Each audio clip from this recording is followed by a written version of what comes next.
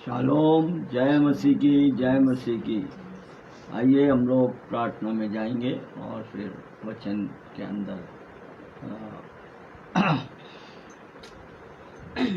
धन्यवाद धन्यवाद धन्यवाद सर्वशक्तिमान परमेश्वर, अति दयालु प्रेमी हो, अनुग्रहकारी परमेश्वर, सेनाओं के परमेश्वर, पिता, राजाओं के राजा, प्रभुओं के प्रभु, आकाश और पृथ्वी के मालिक, आपके प्रिय पुत्र, मेरे उद्धारकर्ता प्रभु यीशु मसीह के पवित्र और मीठे नाम में आपके चरणों में आते राजा धन्यवाद और स्तुति करते परमेश्वर पिता, सुबह से लेकर परमेश्वर पिता संध्या काल तक प्रभु जी आपने अपने बलवंत हाथों में परमेश्वर पिता हम सबको प्रभु जी अपने अनुग्रह में परमेश्वर पिता आपने संभाले रखा प्रभु जी।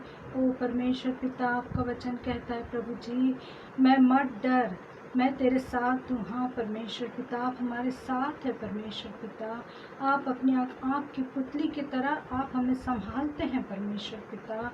ओ राजाओं के राजा, आपने जगत से इतना प्रेम किया प्रभु जी कि आपने अपना एक लौता पुत्र दे दिया प्रभु जी, ताकि कोई भी नाश ना हो बल्कि अनंत जीवन को प्राप्त कर सके परमेश्वर पिता।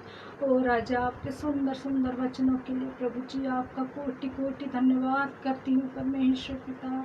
आप सच में बहुत प्यारे और सच्चे और जिंदे परमेश्वर राजा, हम महसूस करते परमेश्वर पिता, हम आत्मा में महसूस करते परमेश्वर पिता, कैसी कैसी परिस्थिति से हम गुजरे हैं प्रभु जी, लेकिन आपने हमारा हाथ कभी नहीं छोड़ा प्रभु जी, और हमेशा आपने यही कहा, मत डर, मैं तेरे साथ हूँ राजा। धन्यवाद करती राजा।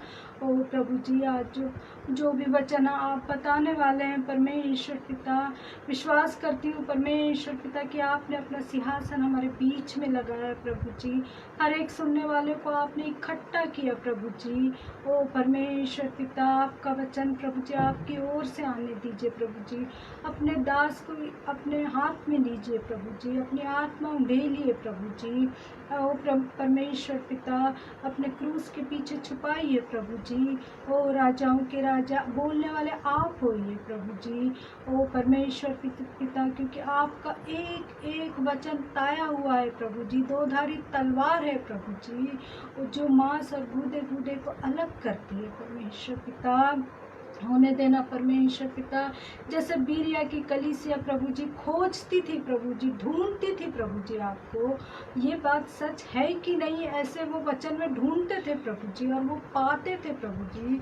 हाँ परमेश्वर पिता, क्योंकि वो सच्चे दिल से प्रभु जी आपको खोजते थे और आप मिल जाते थे, और आपका वचन सच में परमेश्वर हमें बताता है कि ढूंढोगे तो तुम पाओगे। यस परमेश्वर पिता, हम आपको ढूंढते हैं राजा, हम हमेशा आपको ढूंढते हैं परमेश्वर पिता, और आप मिलते हैं परमेश्वर पिता, जो आपको सच्चे दिल से पुकारते आप उन्हें उनके पास रहते राजा। धन्यवाद और स्तुति और तारीफ और प्रशंसा करती हूँ परमेश्वर पिता आपके प्रेम के लिए राजा। सारा आदर गौरव महिमा आपको देती प्रभु जी, और आगे का समय आपके हाथ में रखती राजा। एक एक को छुइए प्रभु जी, अपनी आत्मा में बातचीत कीजिए प्रभु जी, बोलने वाले आप होइए प्रभु जी। धन्यवाद की भेंट आपके चरणों में रखती प्रभु, आपने ऐसा कर दिया राजा। धन्यवाद करती हूँ राजा, यीशु मसीह के पवित्र और मीठे नाम में छोटी सी प्रार्थना मांगती राजा, आप स्वीकार कीजिए। आमीन आमीन आमीन। आइए हम लोग ज़्यादा इधर उधर न जाते हुए परमेश्वर के वचन के अंदर जाएंगे। और पिछला संदेश जो हमने यिर्मयाह नबी की किताब और उसका 9 अध्याय और उसकी 22 और 23 आयत को हमने पढ़ा था, तो हम लोग उसी आयत को पढ़ेंगे और फिर परमेश्वर के वचन के अंदर हम लोग जाएंगे। यिर्मयाह नबी की किताब और उसका जो है 9 अध्याय और उसकी 21 और 22 आयत को हम लोग, यिर्मयाह नबी की किताब और उसकी 21 और 22 आयत को जो है हम लोग पढ़ेंगे। क्योंकि मृत्यु हमारी खिड़कियों से होकर हमारे महलों में घुस आई है, कि हमारी सड़कों में बच्चों को और चौकों में जवानों को मिटा दे। तू कहे, यहोवा यह कहता है, मनुष्य के शव ऐसे पड़े रहेंगे जैसे खाद खेत के ऊपर और पूलियां काटने वाले के पीछे पड़ी रहती है, और उनका कोई उठाने वाला ना होगा। और उनका कोई उठाने वाला नहीं होगा, क्योंकि मृत्यु हमारी खिड़कियों में से होकर हमारे महलों में घुस आई है।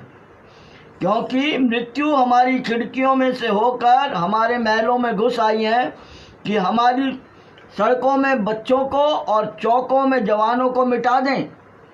तू कह, यहोवा यूं कहता है कि मनुष्यों के शव ऐसे पड़े रहेंगे जैसे खाद खेत के ऊपर और पूलियां काटने वाले के पीछे पड़ी रहती हैं, उनका कोई उठाने वाला न होगा। प्रियो, आज का मंजर आज का मंजर यीशु मसीह के 1000 वर्ष आने के 1000 वर्ष पूर्व ही यह इस यशाया भविष्यवक्ता के द्वारा लिखी गई ये भविष्यवाणी। और उसने कहा, मृत्यु हमारी खिड़कियों में से होकर हमारे महलों में घुस आई है। आज हम देख रहे हैं कि लोग अपनी खिड़कियों को नहीं खोल रहे हैं। क्यों नहीं खोल रहे हैं? कारण क्या है? कारण ये है कि जो कल तक जमीन पे चिपटा हुआ वायरस था, वो आज हवा में उड़ने वाला वायरस बन चुका है। आज लोगों ने अपनी खिड़कियों को बंद कर रखा है, और वास्तव में बिल्कुल सही वही बात हो रही है। कौन सी? कि सड़कों में हमारे बच्चों और जवानों को मिटा दे।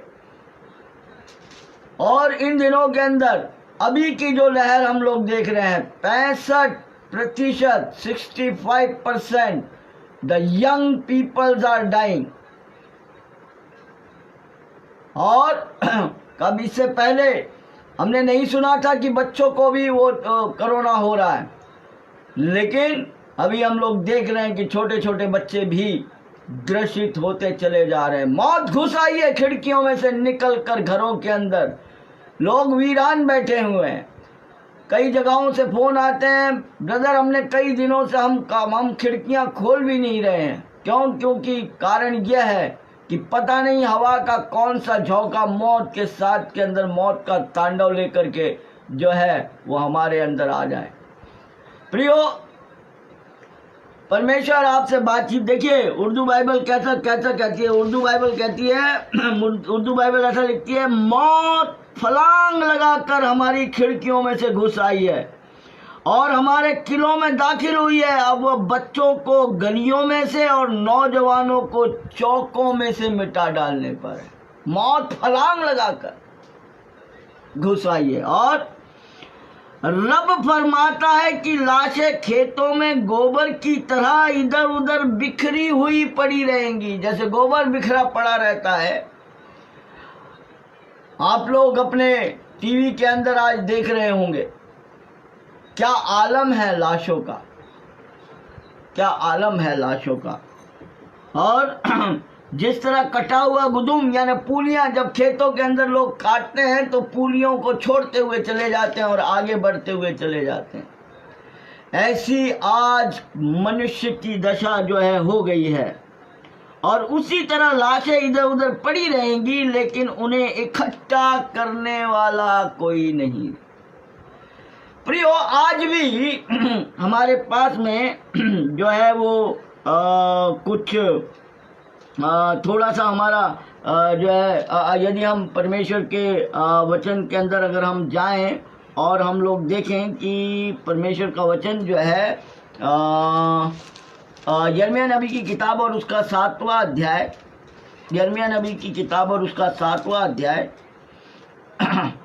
और उसकी 32 और 33 आयत को पढ़िए। 32 और 33 आयत को, यिर्मयाह नबी की किताब, यिर्मयाह नबी। यहोवा की यह वाणी है, हाँ, यहोवा की ये वाणी है, इसलिए ऐसे दिन आते हैं हाँ, कि वह तराई फिर न तो तोपेत की और न हित्रोवंशियों की कहलाएगी, हाँ, वरन घात की तराई कहलाएगी। वरन घात की तराई कहलाएगी। जो नाम है वास्तव में हिन्नोम वासियों की तराई नहीं कहलाएगी, परंतु न तोपेत की तराई कहलाएगी, परंतु वो घात किए हुओं की तराई कहलाएगी। हाँ, और तोपेत में इतनी कब्रें होंगी और इतनी कब्रें होंगी कि और स्थान न रहेगा। इतनी कब्रें होंगी कि और स्थान न रहेगा। इतनी कब्रें होंगी, इतनी कब्रें होंगी कि और स्थान नहीं रहेगा। आज हम देख रहे हैं प्रियो कौन सी स्थिति है, कौन सी स्थिति है, इस बात को हम लोग देख रहे हैं। और ये ऐसा क्यों है मंजर, ये मंजर क्यों है? तो ये मंजर इसलिए है मेरे कलाम को न जानने के कारण ये दशा क्यों आई है, ये दशा क्यों आई है?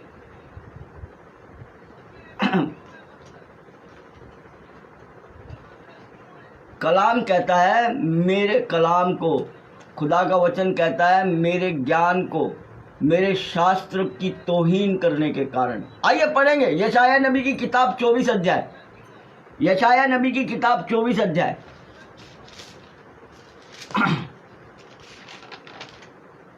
24 अध्याय और 1 वचन से लेकर के, और हम लोग 10 वचन तक पढ़ेंगे। 1 वचन से लेकर के 10 वचन तक निकाल लिए मेरे साथ के अंदर। वचन निकाल करके आप लोगों से प्रार्थना है कि वचन निकाल करके जरूर से पढ़ा करें। वचन जरूर, वचन कलाम जो है वो अपने सामने रखें कि ये बातें ऐसी की हैं कि नहीं है। नहीं, यशायाह नबी की किताब और उसका 24 अध्याय, यशायाह नबी की किताब और उसका 24 अध्याय, और उसकी पहले वचन से लेकर के और 10वें वचन तक हम लोग पढ़ेंगे। यशायाह 24। यस। सुनो, यहोवा पृथ्वी को निर्जन और सुनसान करने पर है। सुनो, यहोवा पृथ्वी को निर्जन और सुनसान करने पर है। वह उसको उलट कर उसके रहने वालों को तितर बितर करेगा। वो उसको उलट कर उसके रहने वालों को तितर बितर करेगा। किसको? वचन कह रहा है, वचन कह रहा है मैं इस पृथ्वी को निर्जन और सुनसान करने पर हूं और उसको उलट कर, उल्टा करके तितर बितर करने पर हूं। क्यों? देखिए ये वचन कह रहा है, वचन। और ये आगे जब आगे अभी हम लोग देखेंगे, ये वचन कह रहा है कि परमेश्वर का वचन जो है वो कहा गया है और वो पूरा होगा।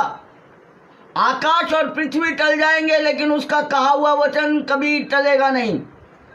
तो ये होगा। और ये क्यों हो रहा है, किस लिए हो रहा है, आज ये दशा क्यों है? क्यों मौत खिड़कियों के अंदर से हमारे घरों में, और क्यों मौत आज सड़कों की गलियों के अंदर और चौकों के ऊपर हमारे बच्चों और जवानों की जान लेने की प्यासी क्यों है? उसका कारण क्या है? आगे पढ़ेंगे। दूसरा वचन। हाँ। और जैसी यजमान की वैसी याजक की, जैसी दास की वैसी स्वामी की, जैसी दासी की वैसी स्वामिनी की, जैसी लेने वाले की वैसी बेचने वाले की, जैसी उधार देने वाले की वैसी उधार लेने वाले की, जैसी ब्याज लेने वाले की वैसी ब्याज देने वाले की, सबों की एक ही दशा होगी। यस, देखिए क्या बोल रहा दूसरा वचन। जैसे यजमान की वैसे याजक की। जैसे यजमान की, यजमान मतलब आम आदमी, और याजक यानी पुरोहित। वो कहीं का भी हो, वो किसी भी प्रतिष्ठान का हो सकता है। जैसे मनुष्यों ने अपने आप को बांट लिया है अपने अपने प्रतिष्ठान का, वहाँ का वो मुखिया, उसका धर्मगुरु, उसका जो भी जिस नाम से पुकारते हैं वो हो सकता है याजक। देखिए उर्दू बाइबल ऐसा लिखती है, उर्दू बाइबल ऐसा लिखती है, देखो रब दुनिया को वीरान और सुनसान कर देगा। देखो रब दुनिया को वीरान और सुनसान कर देगा, रुए जमीन को उलट पुलट करके उसके बासिंदों को मुंतशिर यानी तितर बितर कर देगा, किसी को भी छोड़ा नहीं जाएगा, किसी को भी छोड़ा नहीं जाएगा, ख्वा इमाम हो या आम शख्स। इमाम यानी हम जानते उर्दू लफ्ज इमाम याजकों के लिए, पुरोहितों के लिए और ऊंचे स्थान के ऊपर, सो कॉल्ड धार्मिक स्थानों के ऊपर पदवी पाए हुए लोगों के लिए याजक शब्द का प्रयोग किया जाता है। और यजमान हिंदी के अंदर कहते हैं एक आम आदमी को, आम पब्लिक को यजमान कहते हैं। इंग्लिश में प्रीस्ट कहते हैं और आम आदमी को लेमैन कहते हैं। उर्दू में ख्वा इमाम कहते हैं और जो है आम शख्स, आम शख्स। तो किसी को भी छोड़ा नहीं जाएगा, ख्वा इमाम हो या आम शख्स, मालिक हो या नौकर, मालकिन हो या नौकरानी, बेचने वाला या खरीदार, उधार लेने वाला या देने वाला, कर्जदार हो या कर्ज ख्वा। हिंदी बाइबल कैसे कहती है?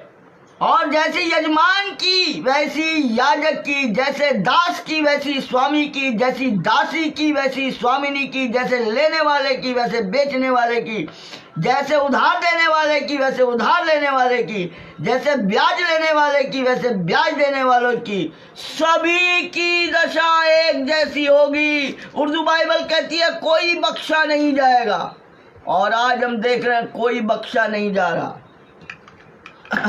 आज सुबह से तो मेरा मन बड़ा व्यतीत हो रहा था जब मैं न्यूज़ जो है फेसबुक के अंदर भी देख रहा था कि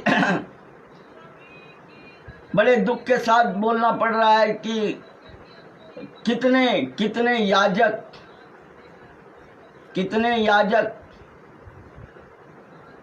अलग अलग जगहों से खबरें आ रही हैं कि याजक सो कॉल्ड याजक हैं वो 6 फुट के गड्ढे के नीचे जा रहे हैं। आम जनता तो जा ही जा रही है। आज कम से कम 50 से 60 ऐसी न्यूज़ अलग अलग जगहों से आई। मन बड़ा व्यथित हुआ। खुदा का वचन कहता, खुदा का कलाम कहता है किसी को बख्शा नहीं जाएगा, चाहे वो याजक हो या आम शख्स।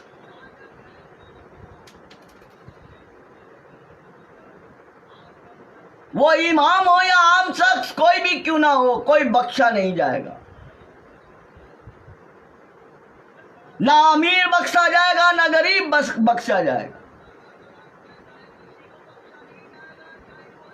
ना मालिक बख्शा जाएगा, ना नौकर बख्शा जाएगा, ना मालकिन बख्शी जाएगी, ना नौकरानी बख्शी जाएगी। कल तक जो उधार पैसा देते थे लोगों को, न वो बख्शे जाएंगे, जो लेते हैं वो भी नहीं बख्शे जाएंगे। मौतों के ढेर लगे होंगे, जगह नहीं होगी।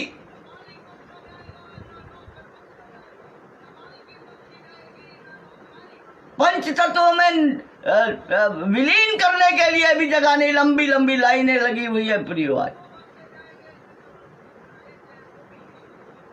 प्राणवायु नहीं मिल रही, प्राणवायु नहीं मिल रही, प्राणवायु भी नहीं मिल रही। हाँ, आगे पढ़िए। हाँ, पृथ्वी विलाप करेगी, पृथ्वी शून्य हो और उजाड़ जी, पृथ्वी शून्य और उजाड़ हो जाएगी। हाँ, क्योंकि यहोवा ही ने यह कहा है, यहोवा ही ने ये कहा है, यहोवा ही ने ये कहा है। पृथ्वी शून्य होगी और वो शून्य करेगा। आलाराम है।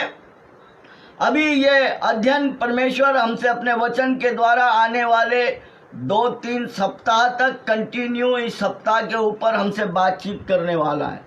अभी ये सारी चीज़ें क्यों हैं, किस लिए हैं, खुदा के कलाम से हम इन सारी बातों को देखेंगे और जानेंगे।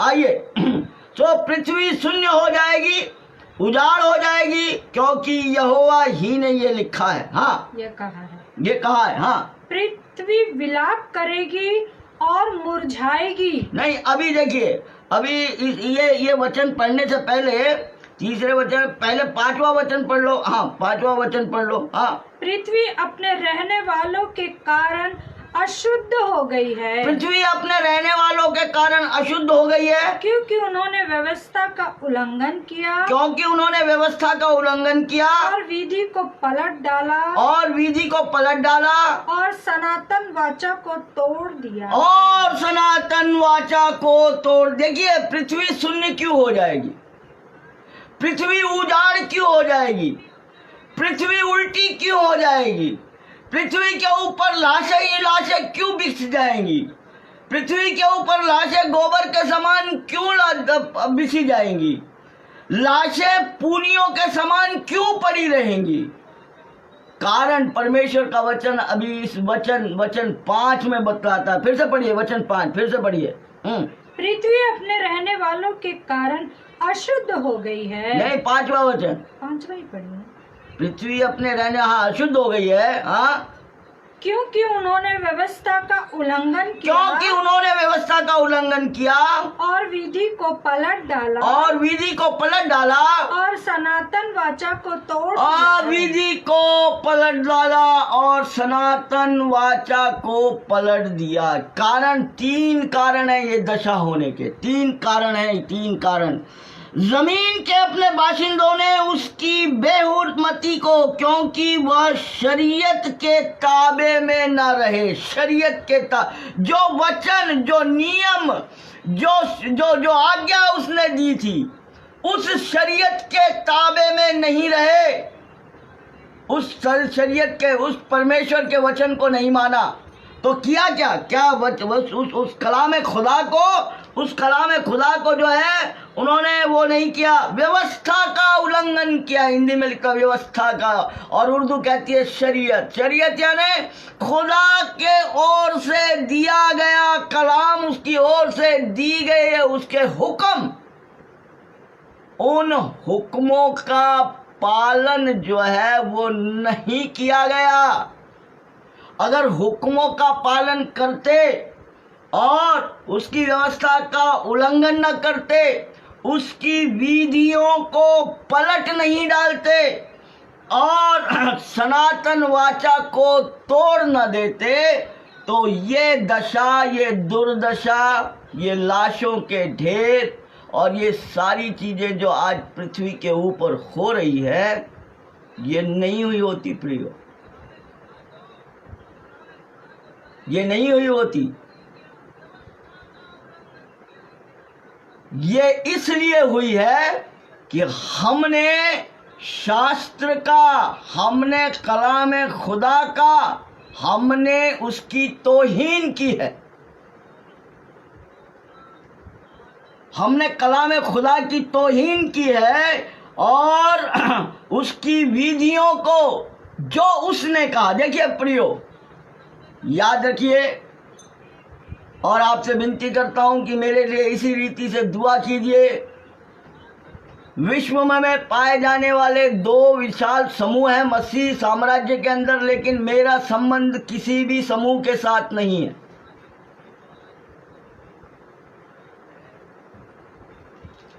मैं किसी भी डिनोमिनेशन और किसी भी संस्था का सदस्य नहीं हूं।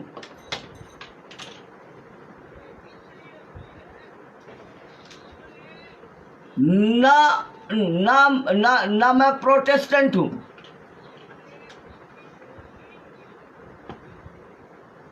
न मैं रोमन कैथलिक हूं, और 10,000 से ऊपर पाए जाने वाली संस्थाओं के अंदर से भी किसी के साथ दूर दूर तक मेरा कोई नाता नहीं है।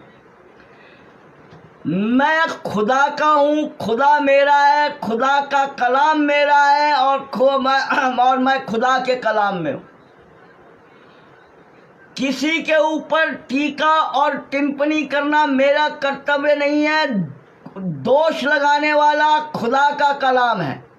मैं तो सिर्फ उतनी ही बातें जो है, परमेश्वर जो भोजन मुझे तैयार करके देता है, जो रसोई बना करके वो मुझे देता है रोज, मैं उसको परोसने का काम करता हूँ। उस परोसे जाने के बाद के अंदर उसको खाना नहीं खाना और खाकर उसको पचाना और नहीं पचाना, ये खाने वाले के ऊपर निर्भर है।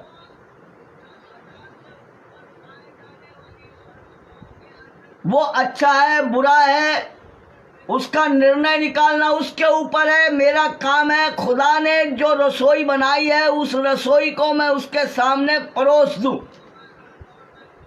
और उसके अंदर अपनी तरफ से ना तो कोई किंतु लगाऊं और ना उसमें अपनी ओर से कोई परंतु लगाऊं।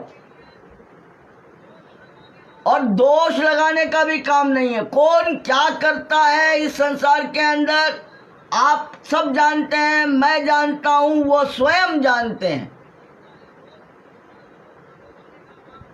प्रभु स्वयं जानता था यहूदा इस्करियोत के पास में के बारे में, क्योंकि वो वहीं से निकल करके आया था।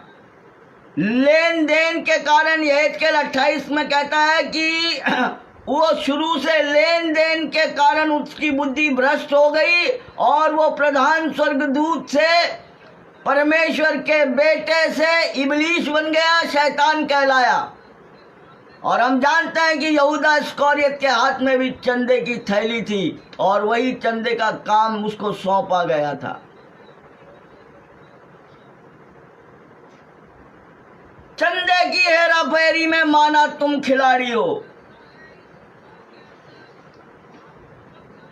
चंदे की हेराफेरी में माना तुम खिलाड़ी हो। आज भी आप देख रहे हैं, अभी देखेंगे हम लोग आगे एक के बाद एक। वचन क्या कहता है, परमेश्वर का दास होने के नाते वचन क्या कहता है, परमेश्वर की बनाया हुआ रसोई क्या है, वो मुझे आपको देना है। मुझे नहीं, और कौन क्या करता है और उसको देखना, जांचना, खाना, परखना वो आपके हाथ के अंदर है। वचन क्या क्या, कलाम क्या कहता है, ये बात है। तो 3 कारण हमने देखे। कौन कौन से 3 कारण देखे हमने कि क्या क्या हुआ, किस कारण जो है ये पृथ्वी जो है ये आज जो हालत है, आज जो हमारी हालत है और आज जो हम धैर्य और सिम में बैठे हुए हैं, उसका कारण है कि वो शरीयत के ताबे में नहीं रहे और उसके अहकाम को तब्दील कर दिया और अल्लाह के अहद को उन्होंने तबाह कर दिया। उसकी सनातन वाचा को उन्होंने तोड़ दिया, परमेश्वर के हुक्म को उन्होंने तोड़ दिया।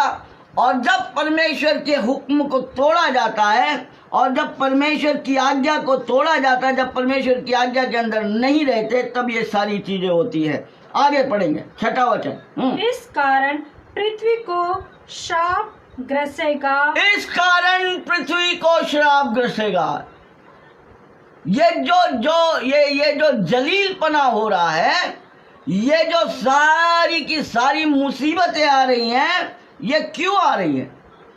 इस कारण, क्योंकि क्या क्या किया उन्होंने व्यवस्था का उल्लंघन किया, विधि को पलट डाला और सनातन की वाचा को तोड़ डाला। यस, हाँ आगे। उसमें रहने वाले दोषी ठहरेंगे। हाँ, और इसी कारण पृथ्वी के निवासी भस्म होंगे। हाँ, और थोड़े ही मनुष्य रह जाएंगे। और थोड़े ही, इसी कारण क्या कहता वचन, इस कारण पृथ्वी को श्राप गसेगा और उसमें रहने वाले दोषी ठहरेंगे और इसी कारण पृथ्वी के निवासी भस्म होंगे और थोड़े ही मनुष्य रह जाएंगे। प्रियो, एक बात और याद रखिए, खुदा का वचन क्या कह रहा है, थोड़े बाकी रह जाएंगे। शायद उन थोड़ों में मैं और आप शामिल हैं, शायद। पर परखने की जरूरत है हमें कि इन तीनों बातों के अंदर हम लोग बराबर हैं कि नहीं। कौन कौन सी? व्यवस्था का उल्लंघन तो नहीं कर रहे, परमेश्वर की विधि को पलट तो नहीं रहे और उसकी दी हुई सनातन वाचा के ऊपर कायम है कि नहीं। और अगर इन 3 बातों के ऊपर कायम नहीं है तो मौत की कब किससे रिश्तेदारी है। और आज तो कोई गया, कल हमारी बारी है।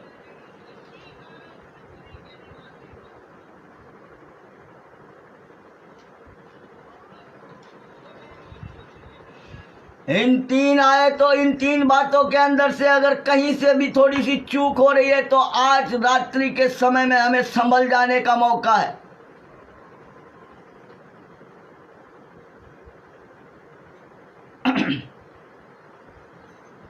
आठवां वचन पढ़िए पहले, बाद में 7वां पढ़ेंगे। यस। डफ का सुखदायी शब्द बंद हो जाएगा। डफ का सुखदायी शब्द बंद हो जाएगा। प्रसन्न होने वाले का कोलाहल जाता रहेगा। प्रसन्न होने वालों का कोलाहल जाता रहेगा। वीणा का सुखदायी शब्द शांत हो जाएगा। हाँ। वे गाकर फिर दाख मधु न पिएंगे। वे गाकर फिर दाख मधु न पिएंगे। पीने वालों को मदिरा कड़वी लगेगी। पीने वालों को मदिरा कड़वी लगेगी। गड़बड़ी मचाने वाली नगरी नष्ट होगी। हाँ। उसका हर एक घर ऐसा बंद किया जाएगा कि कोई घुस न सकेगा। हाँ, देख रहे हो प्रियो, आज शादियां तो हो रही हैं लेकिन वैसे डफ और वे वैसी सहनाइयां बज नहीं रही हैं।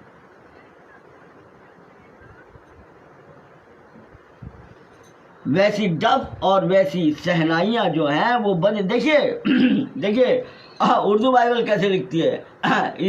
उर्दू बाइबल कहती है, डफों की खुशगमान आवाजें बंद और रंग रलियां मनाने वालों का शोर बंद और सरोदों के सुरीले नगमे बंद हो गए।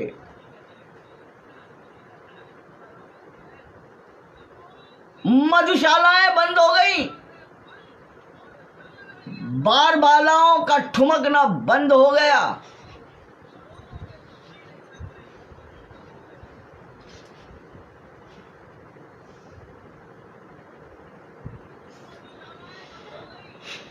प्रियो, खुशगमन आवाजें बंद हो जाएंगी।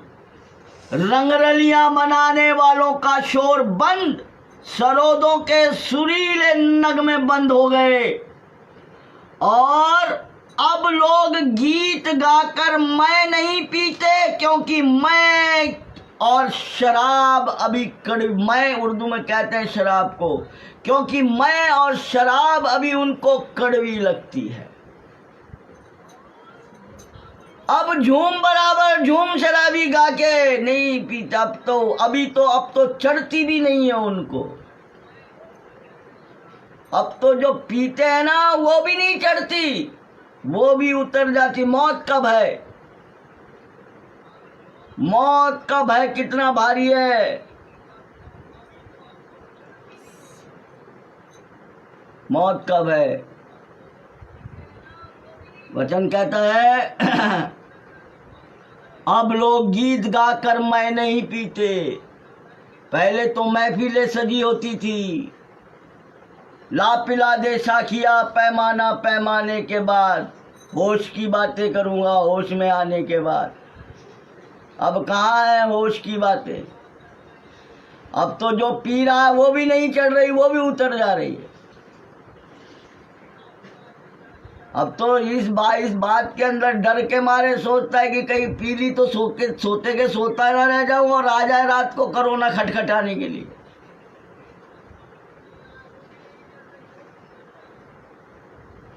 और लोग चिल्ला रहे। वचन कहता है, क्या कहता है कि लोग सड़कों के ऊपर 11 वचन पढ़ें। 11 वचन, यशाया 24 का 11 वचन। हाँ पढ़ो। सड़कों में लोग दाख मधु के लिए चिल्लाएंगे। सड़कों में लोग दाख मधु के लिए चिल्लाएंगे।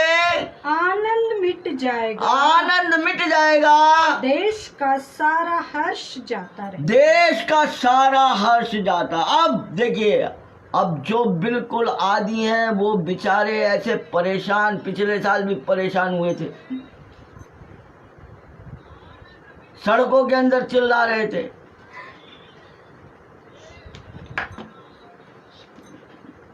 लोग 5 फुट का 6 फुट का डंडा, उसके अंदर गिलास लगा करके ऐसे खड़े रह के 10 फुट की दूरी के ऊपर 2 बांस लगा करके अंदर दरवाजे के अंदर से ऐसा डालते थे और ब्लैकमेल करने वाले वो गिलास के अंदर डाल करके बाहर निकाल लेते। ऐसे ऐसे चित्र आए, ऐसी ऐसी फोटो आई इस जो है मोबाइल के ऊपर और फेसबुकों के ऊपर। तो परमेश्वर का वचन प्रियो क्या कहता है? परमेश्वर का वचन क्या कहता है?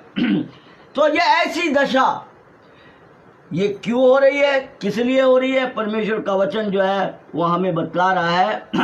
और लोग गलियों में लोग गिरिया और जारी चिल्लाते हैं, मैं खत्म है। ओके, नाउ हम लोग और एक हिजकियेल नबी की किताब और उसका 21 अध्याय, हिजकियेल नबी की किताब और उसका 21 अध्याय और उसका 24 से 26 पढ़ेंगे। हिजकियेल नबी की किताब, यहेजकेल नबी की किताब और उसका 21 अध्याय, यहेजकेल नबी की किताब और उसका 21 अध्याय, उसका 24 से 26 तक हम लोग पढ़ेंगे। हाँ, इस कारण प्रभु यहोवा यूं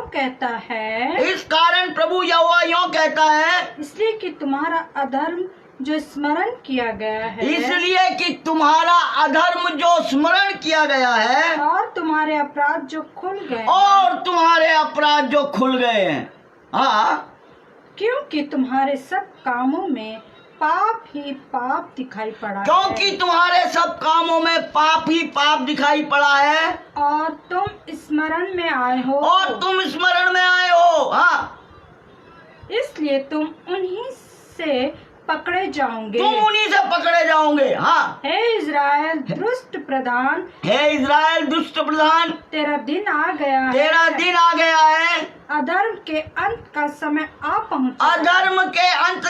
आ पहुंचा है। तेरे विषय में परमेश्वर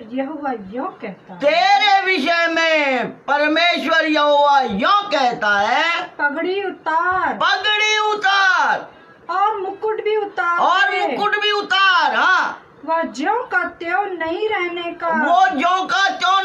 का, हाँ, जो नीचा है उसे ऊंचा कर, और जो ऊंचा है उसे नीचा कर, 27, मैं उसको उलट दूंगा और उलट पलट कर दूंगा, और जब तक उसका अधिकारी न आए, हाँ, उलट दूंगा और जब तक उसका अधिकारी न आए, तब तक वह उल्टा हुआ रहेगा, तब मैं उसे जब तक वो अधिकारी नहीं आए। पहले बार आया, सनातन की वाचा दी, अपनी व्यवस्था दी, शरीयत दी, अपने हुक्म दिए, तुमसे वायदा किया, आपने पहले उसके आने से पहले उसके वायदे को तोड़ा, उसके आने के बाद उसके वायदे को तोड़ा, और अब उसके दूसरे आगमन से पहले उसके वायदे को तोड़ रहे हो। वो कह रहा है, पगड़ी उतार, पगड़ी। कौन सी पगड़ी? घमंड की पगड़ी। कौन सी पगड़ी? जिससे तूने यहोवा की व्यवस्था को न माना तज दिया है, जहां तूने खुदा के हुक्मों को पलट दिया है, जहां तू उसकी व्यवस्था को मानता नहीं है, जहां तेरे आंखों के ऊपर खुदा के कलाम के लिए तेरा पर्दा पड़ा हुआ है, जहां तू दुनिया के अंदर खोया हुआ है।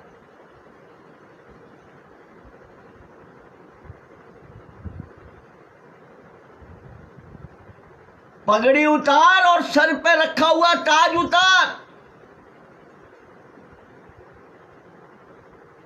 क्यों है दशा? 3 बातें हमने देखी। यशाया बता, और ये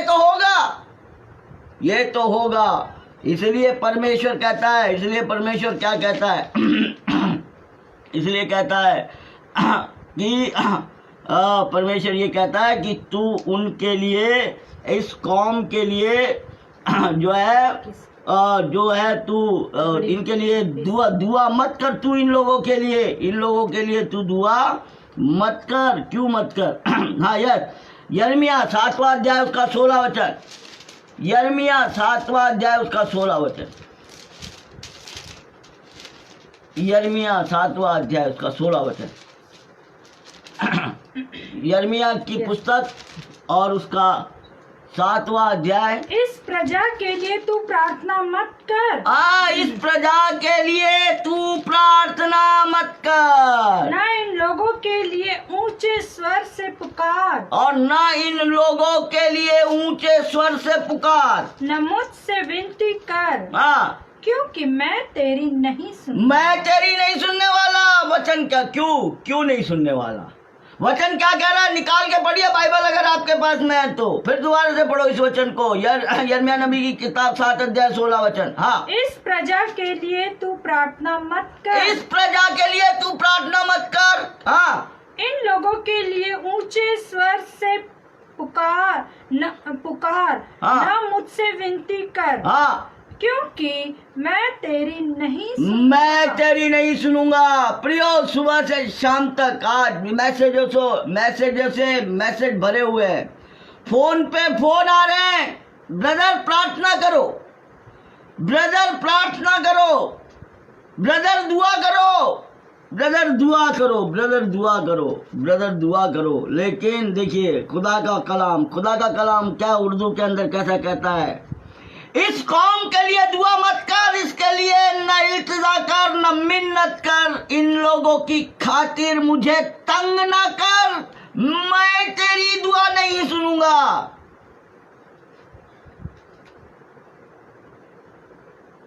मैं तेरी दुआ नहीं सुनूंगा। क्यों? इन्होंने मेरी व्यवस्था को तज दिया है। क्यों? इन्होंने मेरी सनातन वाचा को तोड़ा है। क्यों? क्योंकि इन्होंने मेरे हुक्म को टाला है। इन लोगों के लिए दुआ मत कर। मेरा कहा ये तो होना ही है। मौत खिड़कियों में से गुजर कर आनी ही है, और आ गई। चौकों के अंदर जवानों को पकड़ती है, गलियों में बच्चों को पकड़ती है, पकड़ रही है, पकड़ रही है। ये सारी चीजें खुदा के कलाम के मुताबिक टस से मस नहीं, एक बिंदु इधर नहीं और एक बिंदु उधर नहीं, जैसा खुदा के कलाम के अंदर लिखा हुआ है वैसे का वैसा पूरा हो रहा है, वैसे के वैसा। यशाया 24 अध्याय निकाल करके पढ़िएगा, पहले वचन से 11 वचन तक। यशाया 24, यिर्मयाह हम लोग 9 का 21 और 22-23 हम लोगों ने पढ़ा, और अभी यिर्मयाह 7 अध्याय से हम लोग पढ़ रहे हैं। यिर्मयाह नबी की किताब और 7 अध्याय से हम लोग पढ़ रहे हैं। यिर्मयाह नबी की किताब और 7 अध्याय से हम लोग 7वें अध्याय के अंदर पढ़ रहे हैं। अभी देखिए क्यों कहता है परमेश्वर का वचन कि इनके लिए दुआ नहीं करना। क्यों कहता है, कारण क्या है? पहली बात यह है, वचन पढ़ेंगे 7वें अध्याय का 8वां वचन पढ़ेंगे। पहली बात, देखो तुम झूठी बातों पर भरोसा रखते हो, हाँ, जिनसे कुछ लाभ नहीं हो सकता। पहली बात, क्यों प्रार्थना नहीं सुनी जाएगी और क्यों ऐसी दशा है? व्यवस्था को तोड़ा, खुदा के हुक्म का पालन नहीं किया, सनातन की वाचा के ऊपर अटल नहीं रहे, उसके ऊपर उसका ईमान तोड़ा आपने, और क्या किया? और सिर्फ झूठ के ऊपर आपने विश्वास किया, झूठ के ऊपर। यिर्मयाह नबी की किताब 7वां अध्याय और 8वां वचन, देखो तुम झूठी बातों पर भरोसा रखते हो जिनसे कुछ लाभ नहीं हो सकता।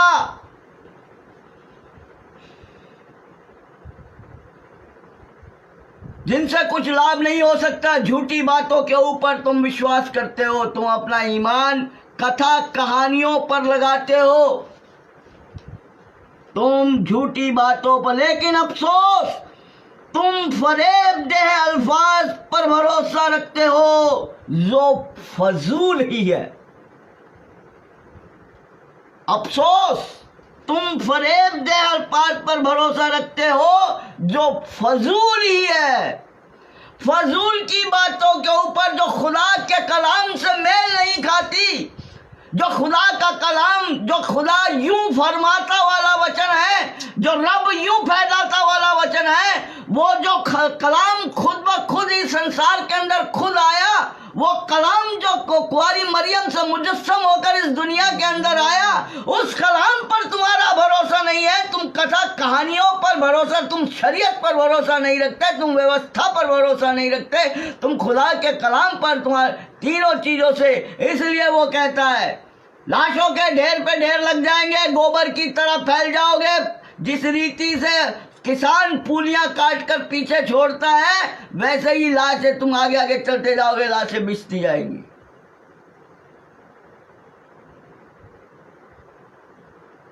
खिड़कियों में से मौत आएगी।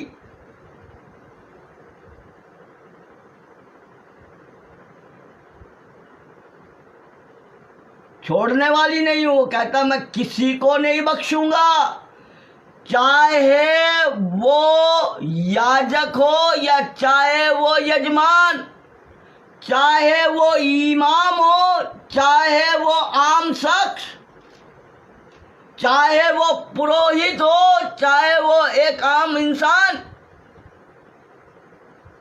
और खुदा का कलाम आपके सामने आज सत्य प्रकाशित कर रहा है कि नहीं कर रहा?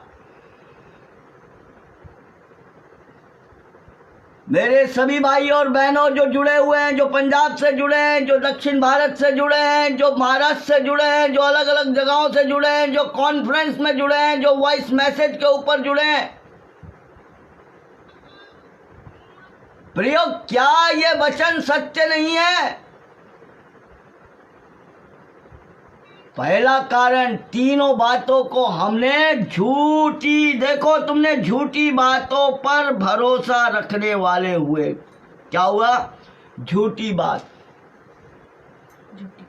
झूठी बातों पर तुमने भरोसा रखा।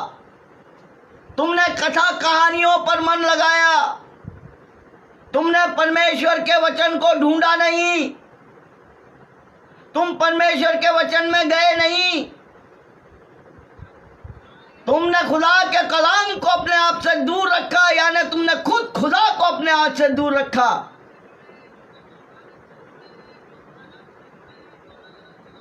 जो अपने आप को खुदा के कलाम से दूर रखते हैं, इसका मतलब खुदा से दूर रखते हैं। और जो अपने खुदा के कलाम को अपने पास रखते हैं, यानी कि वो पाप को अपने से दूर रखते हैं। बाइबल आपको पाप से दूर रखती है और पाप आपको बाइबल से दूर रखता है।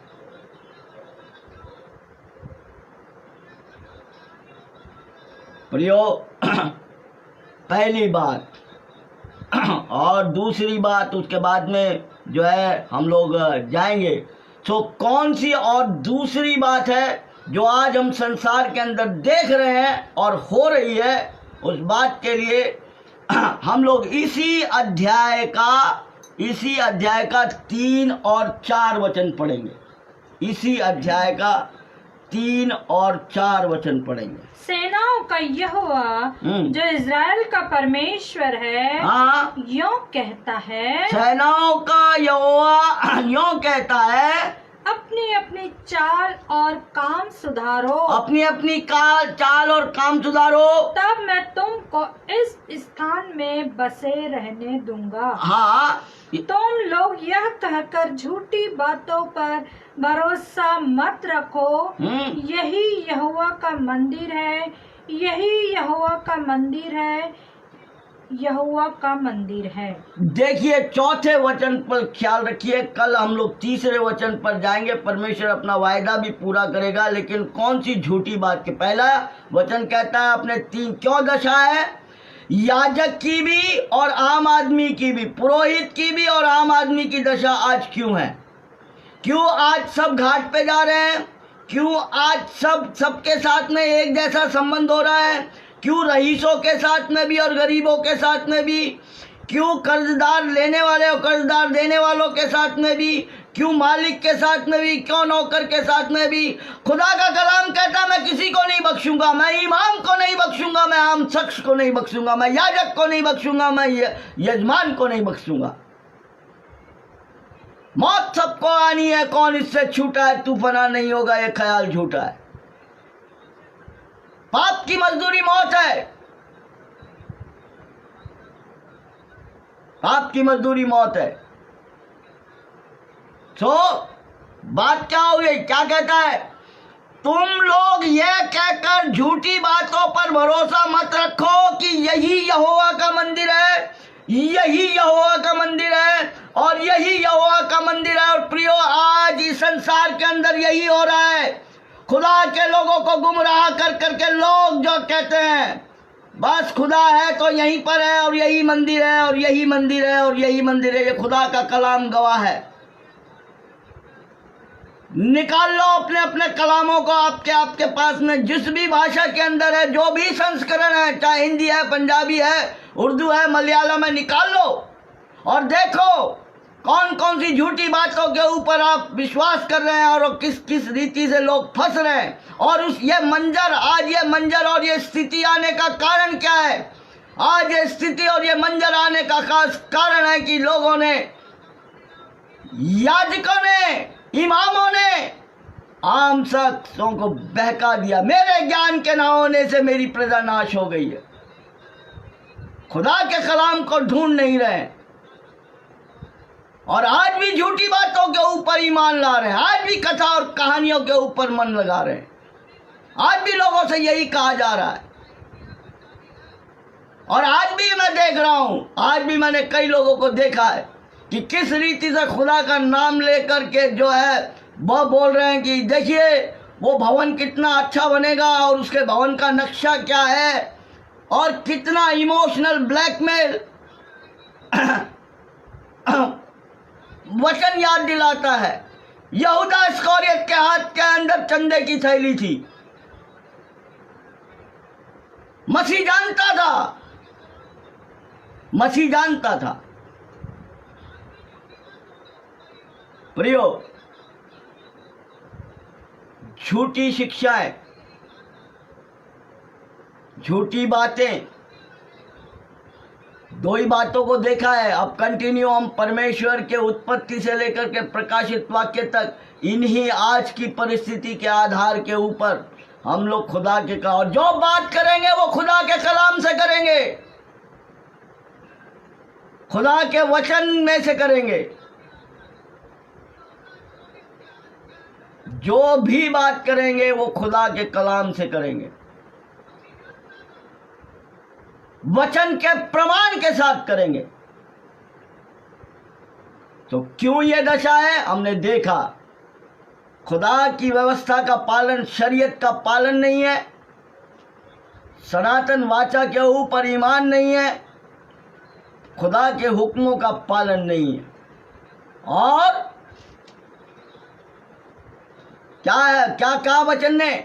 झूठी बातों पर आपने विश्वास किया। और सबसे बड़ी बात क्या है? यही यहोवा का मंदिर है, यही यहोवा का मंदिर है, यही यहोवा का मंदिर है। क्या बोलते हैं? यही यहोवा का मंदिर है, यही खुदा का घर है, यही खुदा का घर है, यही खुदा का घर है। इस रीते है ना। चौथा वचन, हाँ चौथा वचन है ना, चौथा वचन। तुम लोग ये क्या कहते हैं? उनके फरेब देह। देखिए उर्दू बाइबल बड़ी, मैं उर्दू बाइबल को बड़ा प्यार करता हूँ, बड़ी मोहब्बत करता हूँ उसके अल्फाजों के लिए, और मुझे बड़ा अच्छा लगता है। वो मेरे जो है ना, वो मेरी रूह को छू जाते हैं उसके अल्फाज, इसलिए मैं जो है उसको बहुत पढ़ता हूँ बड़े इससे। उनके फरेब देह अल्फाज, फरेब करने वाले अल्फाज, धोखेबाजी देने वाले अल्फाज। कैसे अल्फाज हैं उनके? उनके फरेब दे अल्फाज पर एतमाद मत करो, एतमाद मत करो। उनके फरेबबाज जो उनके जो कथन, उन पे एतमाद मत करो। जो कहते हैं यहाँ हम महफूज हैं। कहाँ महफूज हैं? हम यहाँ महफूज हैं। और ये रब का घर, ये रब का घर, ये रब का घर है। ऐसा कह के आज देख लो, आप फेसबुक उठाकर देख लो, आप ये सारी चीजें उठा करके देख लो, और क्या चल रहा है। अगर ये बातें उसी चीज से मेल न खाती हो तो मेरा नंबर जो है, जो भी मुझसे, मैं मैसेंजर पे भी हूँ, तो आप देख लीजिएगा और पूछ लीजिएगा। मेरा नंबर सार्वजनिक कर दूँ, और जो मेरे लेख आते हैं उनके सबके नीचे तो मेरा नंबर लिखा ही हुआ होता है। मुझसे बात कर सकते हैं आप। सुप्रियो, आज हमने 2 बातों को देखा और अब हम लोग कंटिन्यू आगे वो करेंगे। और हमने देखा कि क्यों सड़कों के ऊपर आज जो आलम जो चल रहा है उसका खास कारण है खुदा के वचनों का पालन नहीं करना। इसलिए आज भी मेरी हाथ जोड़ करके विनती और प्रार्थना है तमाम लोगों से कि अब तो आंखें खोल करके खुदा की भेड़ों को कम से कम मत बरगलाओ भाई। बहुत हो गई पेट पूजा। सजन रे, झूठ मत बोलो, खुदा के पास जाना है। मत झूठ बोलो, खुदा के लोगों को गुमराह मत करो। झूठ मत बोलो, खुदा के पास जाना है। पता नहीं है कब खिड़की में से मौत तुम्हारे अंदर तुम्हारे घर के महल में प्रवेश कर जाएगी। तुम्हारे महल चौबारे यहीं रह जाएंगे सारे। अकड़ किस बात की प्यारे, वहां तो पैदल जाना है। अब तो पैदल जाना भी नहीं है, अब तो गोबर की तरह पड़े रहने वाली बात आ गई। अब तो गोबर की तरह पड़े रहने वाली बात आ गई। प्रियो, मत बांटो खुदा के लोगों को। अब तो सच्चे रास्ते के अंदर उसकी अब तो उसकी दुल्हन बना दो। मेरी प्रार्थना है खुदा के काम करने वाले लोगों से, अब तो चंदे की थैली को नीचे कर दो, अब तो उल्टा दो, नहीं तो वो उल्टा देगा। उल्टा तो दिया है और उल्टा देगा प्रियो, और उल्टा देगा। कई बार दुष्ट को ज्यादा उम्र इसलिए देता ताकि वो अपनी निगाहों से सारी चीजों को देखे। आगे हम इस अध्ययन को अब कंटिन्यू आज की अवस्था के ऊपर खुदा के कलाम को हम लोग जो है निरंतर चालू रखेंगे। अपनी दुआओं में हमें याद रखें ताकि खुदा का कलाम जैसा है वैसा ही खुदा की बनाई हुई ये रसोई मैं आपके सामने परोस सकूं। इसमें किसी डिनोमिनेशन, किसी संस्था, किसी बात की कोई गुंजाइश नहीं। आइए प्रार्थना में जाएंगे, दुआ करें। खुदा बाप, तेरे कदमों में आते हैं प्रभु। तेरा धन्यवाद, तेरी स्तुति, तेरे बच्चों के लिए तेरा धन्यवाद, तेरे बेटे और बेटियों के लिए तेरा धन्यवाद प्रभु जी। जो लोग पंजाब से जुड़े हैं, जो लोग दक्षिण भारत से, हैदराबाद से भी जुड़े हैं प्रभु जी, कई लोग कहीं और भी स्थानों से जुड़े हैं प्रभु जी। बेंगलोर से कुछ लोग हैं प्रभु, कर्नाटक से हैं पिता परमेश्वर, कुछ लोग पिता परमेश्वर महाराष्ट्र से हैं, कुछ लोग पिता परमेश्वर छत्तीसगढ़ एमपी से भी पिता परमेश्वर प्रभु के लोग हैं, महाराष्ट्र नासिक से भी कुछ लोग प्रभु के इसके सानिध्य में प्रभु आपके वचनों में आए हैं पिता परमेश्वर। सब लोगों को मैं आपके पवित्र हाथों में सौंपता हूँ प्रभु जी। जहाँ भी जिधर भी जितने भी कान पिता परमेश्वर तेरे वचन को सुन रहे हैं पिता परमेश्वर, प्रभु तुझसे विनती और प्रार्थना करता हूँ। हे प्रभु, तूने आप तक हमको संभाला और इस संध्या काल तक पिता परमेश्वर अपनी उपस्थिति के अंदर लेकर आया। हम तुझसे विनती और प्रार्थना करते हैं, अपने पंखों के नीचे ऐसे ही अपने भेड़ों को, अपने बच्चों को प्रभु, जैसे मुर्गी अपने बच्चों को संभालती है, हमें संभाले रख प्रभु। और फिर पिता परमेश्वर तुझसे विनती और प्रार्थना करते हैं, हमें फिर से एक बार एकत्रित कर हम तेरा धन्यवाद देते हैं प्रभु जी कि तूने हमारे नथनों में अपने जीवन की श्वास को बरकरार रखा है, ताकि प्रभु हम धोखे से बच जाए, हम इस धोखेबाज संसार से बच जाए प्रभु जी। हमारे आंखों से छिलके गिरने दे, तेरे वचन के द्वारा छिलके गिरने दे प्रभु जी। हम देखने लग जाएं, हम अंधे से प्रभु हम देखने लग जाएं, हम उस अंधे के समान कहने लगे प्रभु, हम पहले अंधे थे अब देखने लगे, अब तेरे वचन को हम जानने लगे, अब तेरे कलाम को हम जान गए प्रभु। ऐसी ही आशीष और बरकतें पिता परमेश्वर हर एक के लिए मांगता हूँ। अगर कोई कमी घटी पिता परमेश्वर तेरे इन बच्चों के अंदर पाई जाती है प्रभु, तो अपने स्वर्गीय भंडार से पूरा कर। कोई शारीरिक तकलीफ हो पिता परमेश्वर, उन्हें भी पिता परमेश्वर पूर्ण रूप से चंगाई दे। और प्रभु अपने पंखों के आड़ के नीचे संभाले रख पिता परमेश्वर। ऐसा ही आप करेंगे प्रभु, इसलिए धन्यवाद। तमाम हमारे देश के लिए, हमारे नेताओं के लिए, हमारे अधिकारियों के लिए, डॉक्टर और नर्सेस के लिए, पुलिस अधिकारियों के लिए, तमाम पुलिस कांस्टेबल्स, तमाम हमारे नगर पालिकाओं में काम करने वाले तमाम हमारे लोग, हमारे जवान लोग पिता परमेश्वर, हमारे बुजुर्ग, नन्हे मुन्ने बच्चे, और पिता परमेश्वर हमारी वो बेटियां जो गर्भवती हैं पिता परमेश्वर, शिशुओं को जन्म देने वाली हैं, ऐसी माताओं को पिता परमेश्वर, ऐसी बेटियों को आपके पवित्र हाथों में देते हैं। प्रभु जी रक्षा करिए, रखवाली करिए, और प्रभु जी उनकी सहायता करिए। आंखें खोलिए प्रभु जी, झूठ से निकल जाएं प्रभु, और तेरे याजकों के लिए प्रभु, जो तेरे याजक है, प्रार्थना करता हूं प्रभु जी। तेरा वचन कहता है जैसे इमामों की दशा वैसे ही आम सक, जैसे याजक की दशा वैसे ही यजमान की दशा। प्रभु इस बात को याद रखें, तेरे वचन को, और तेरे भेड़ों को प्रभु जी सही भोजन देकर हरी हरी चराइयों में, जो तेरा वचन, जो तेरा कलाम है, वो चला सके। यीशु मसीह के पाक पवित्र और मीठे नाम से मांगता हूँ, दया से सुनिए और ग्रहण करिए। आमीन, आमीन, आमीन। God bless you. प्रभु आप सब लोगों को आशीष प्रदान करे। प्रभु की इच्छा हुई तो कल शाम को फिर मिलेंगे ठीक 9 बजे।